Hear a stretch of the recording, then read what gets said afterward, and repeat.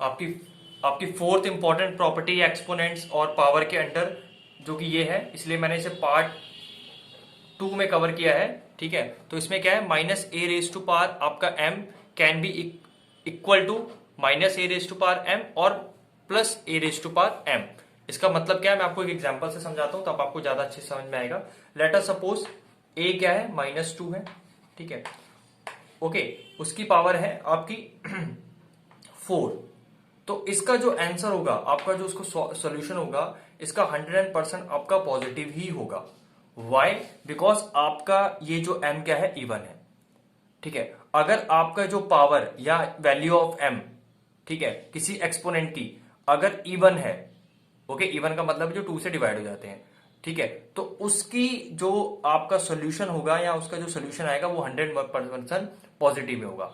लेकिन अगर ये पावर ऑड है, मान लो 3 है, ठीक है, 3, 5, 7 कोई भी ले सकते हो।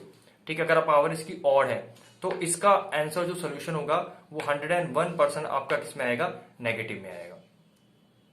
ठीक है, ये तभी फॉलो होगा जब आपका नेगेटिव नंबर होगा। जब आपका जो ये नंबर है ए के आगे देखो माइनस है, तभी। अगर यहाँ पॉजिटिव है, अगर यहाँ पर प्लस होता फिर तो सब प्लस में आएगा, भले नेगेटिव आपका ऑड हो या इवन हो। अगर मान लो ये प्लस होता, ठीक है, तो तब तो ये प्लस में ही आएगा 100%। लेकिन जब ये नेगेटिव होगा, ओके, जब आपका ये नंबर नेगेटिव होगा तो आपको दो चीजें देखनी है। ठीक है, पहली क्या m इवन है या ऑड है। अगर इवन है, ठीक है, जैसे 2, 4, 6 ये इवन है इसकी पावर, तो इसका सोल्यूशन आपका 101% किस में आएगा, पॉजिटिव आएगा। ठीक है, या प्लस में आएगा। और अगर इसकी पावर आपकी किस में है, ऑड है, पावर ऑड है, मतलब जो 2 के टेबल में नहीं आते, तो उसका सोल्यूशन आपका हर समय क्या आएगा, नेगेटिव ही आएगा। तो उसका सोल्यूशन आपका नेगेटिव आएगा। ठीक है, hope it is clear to you. The fourth property, आपकी फिफ्थ प्रॉपर्टी है a raise to power -5।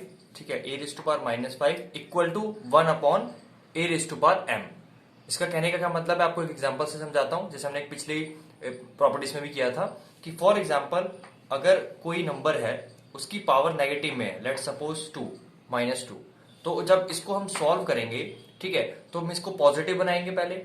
Okay, तो जब इसको पॉजिटिव बनाने का क्या है तरीका, इसको रेसिप्रोकल कर देते हैं।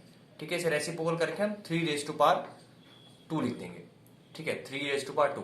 तो अपॉन करके जब आप इसकी पावर, अपॉन करके जब इसकी हम पावर क्या कर सकते हैं, पॉजिटिव कर सकते हैं। ठीक है, इसको अपॉन में लिख के, so 1 upon 3 raise to power, reciprocal करके ये इसकी पावर पॉजिटिव हो जाती है। ठीक है, फॉर एग्जाम्पल एक फ्रैक्शन है 1 अपॉन 3 -2। इस केस में क्या होगा, इस केस में भी सेम वही होगा, इसको रेसिप्रोकल हो जाएगा। जो डिनोमिनेटर है वो न्यूमरेटर बन जाएगा, जो न्यूमरेटर है वो डिनोमिनेटर बन जाएगा आपका। तो इसका आपका आ जाएगा 3 अपॉन 1 की होल रेज टू पावर +2। ठीक है, तो आपने इसको इसमें ट्रांसफॉर्म कर दिया। तो दिस इज, ये जो प्रॉपर्टी है, this is the property, fifth property under the exponents and power. Okay, I hope it is clear to you. Six property भी है, ठीक है, जो मैंने आपको स्टार्टिंग में बताया नहीं था। जैसे मान लो कि 2/7 है, ठीक है, इसका होल स्क्वायर ले लें, तो आप इसको अकेले 2 का स्क्वायर और 7 का स्क्वायर भी लिख सकते हैं। Means you can write separately the powers of that number.